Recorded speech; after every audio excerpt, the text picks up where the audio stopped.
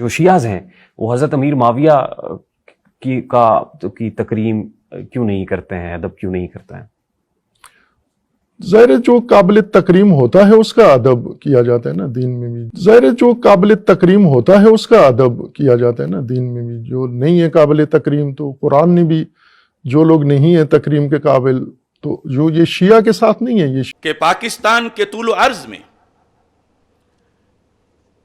کئی فرقوں کے لوگ بالخصوص ایک ہمارا مخالف فرقہ جو ہے اس کے ذاکر، اس کے مذہبی لیڈر مسلسل اللہ تعالی جل جلالہ کی شان میں گستاخیاں کر رہے ہیں.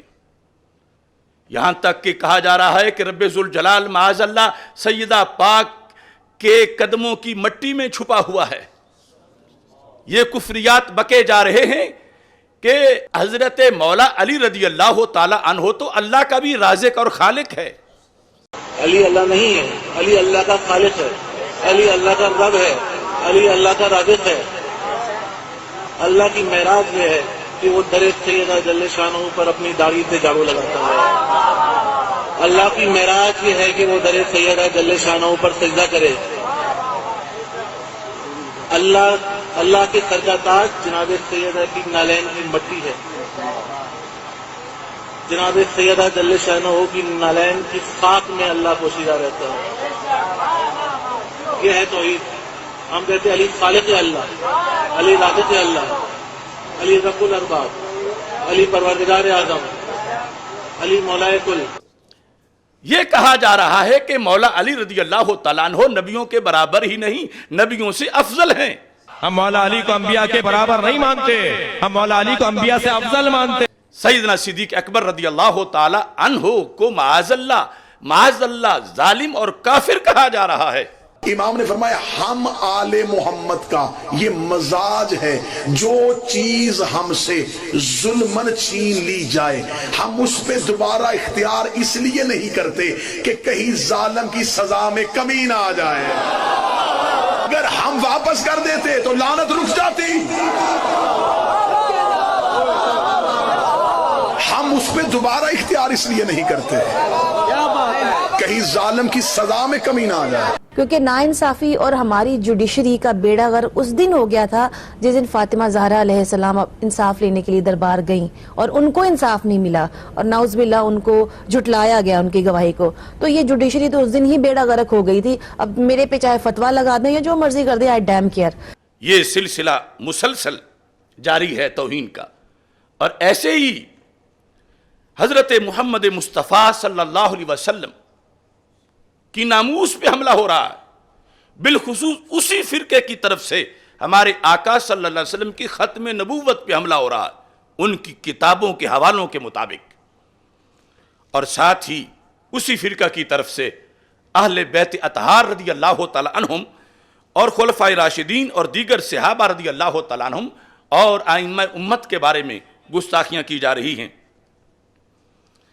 ان مبینہ اور اعلانیہ گستاخیوں کے سلسلہ کی روش پر آگے بندہ ناچیز نے ایک کردار ادا کرنے کا فیصلہ کیا اور سال ہا سال سے وہ کردار اللہ کے فضل سے میں ادا کر رہا ہوں کہ میں نے ان کی غلطیوں کو اجاگر کیا، میں نے ان کو دعوت اصلاح دی، میں نے ان کو توہین اور گستاخیوں کے رستے سے باز آنے کے لیے کہا.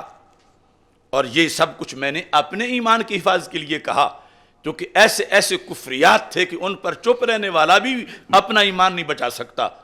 اور امر بالمعروف اور نہی عن المنکر کا جو فریضہ ہے اسلام میں، اس کو ادا کرتے ہوئے میں نے ان لوگوں کی اصلاح کے لیے حق کا پرچم بلند کیا. مگر اس فرقے نے اپنی روش بدلنے کے بجائے میرے خلاف پراپیگنڈے کا بازار گرم کر دیا اور ایک غیر ملکی قوت کے اشارے پر جو انہی کے نظریات کی حکومت ہے ان کے کہنے پر، اور پھر پاکستان کے اندر جو اس مخالف فرقے کے حلیف ہیں بنے ہوئے اہل سنت و جماعت میں سے، جو داتا صاحب کے نام پہ سواریاں بٹھاتے ہیں اور گامے شاہ اتارتے ہیں، ان سب نے اکٹھے ہو کر हमारे खिलाफ प्रोपेगेंडा करना शुरू कर दिया। अब वो कराची का एक जुला नकवी है या खामखा नकवी है, उसकी मैंने वो चंद जुमले किसी ने सुनाए। सरकारे दो जहां के अलावा, खत्मुल अंबिया के अलावा, खातमुल अंबिया के अलावा, तमाम अंबिया से भी अफजल अली, गदीर से पहले कोई मर गया होता तो ला इलाहा इल्लल्लाह मुहम्मदुर रसूलुल्लाह पे जन्नत मिल जाती, लेकिन गदीर के बाद ला इलाहा इल्लल्लाह मुहम्मदुर रसूलुल्लाह पे जन्नत नहीं मिलेगी, अली वलीउल्लाह पढ़ना पड़ेगा। लेकिन गदीर के बाद ला इलाहा इल्लल्लाह मुहम्मदुर रसूलुल्लाह पे जन्नत नहीं मिलेगी, अली वलीउल्लाह पढ़ना पड़ेगा। तो इस कदर बदबख्त है कि वो तमाम अंबियाए किराम अलैहिम रिदवान की तौहीन कर रहा है, कि उन पर हजरत मौला अली रदी अल्लाह तआला अन्हु को अफजल करार दे रहा है सिवाय हमारे आका सल्लल्लाहु अलैहि वसल्लम। और फिर आपकी खत्म नबूवत का भी इनकार कर रहा है, एक गड़ा हुआ कलमा पेश करके कि अगर ये ना पढ़े तो बंदा मुसलमान ही नहीं होता, ना जन्नत में जा सकता है। हालांकि इस्लाम में शहादतैन हैं, अल्लाह को वहदहू ला शरीक मानना और हजरत मोहम्मद मुस्तफ़ा सल्लल्लाहु अलैहि वसल्लम को आखिरी नबी मानना, ये जन्नत की टिकट है।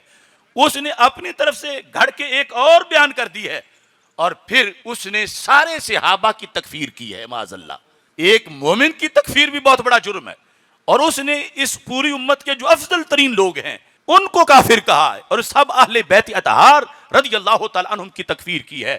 और फिर ये जो 14 सदियां गुजरी हैं, इसमें जो जमहूर उम्मत है, करोड़ों अरबों लोग, उनको काफिर कहा है। और हैरान हूं मैं कि वो दंदनाता फिर रहा है, और हमारे कानून नाफिज करने वाले इदारे जो हैं वो बिल्कुल या तो बेखबर हैं या फिर बेबस हैं।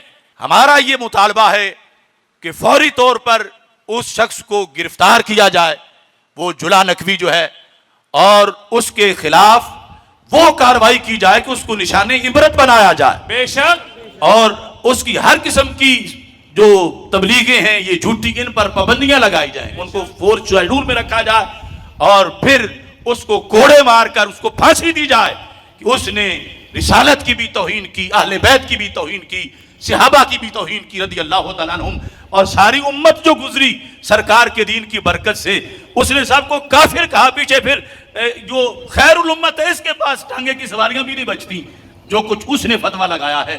आप सबको ये करारदाद मंजूर है? मंजूर है। नारे तकबीर, अल्लाहु अकबर, नारे रिसालत, या रसूल अल्लाह, नारे रिसालत। हर सहाबी नबी गुस्ताखे सहाबा जुला नकवी को गिरफ्तार करो, गुस्ताखाने सहाबा को गिरफ्तार करो, अंबियाए किराम के गुस्ताख को गिरफ्तार करो, खत्म नबूवत के मुनकिर को, सहाबा किराम के इनकार करने वाले को, सहाबा किराम के गुस्ताख को, अहले बैत अतहार के गुस्ताख को, और पूरी उम्मत पर कुफ्र का फतवा लगाने वाले को गिरफ्तार कर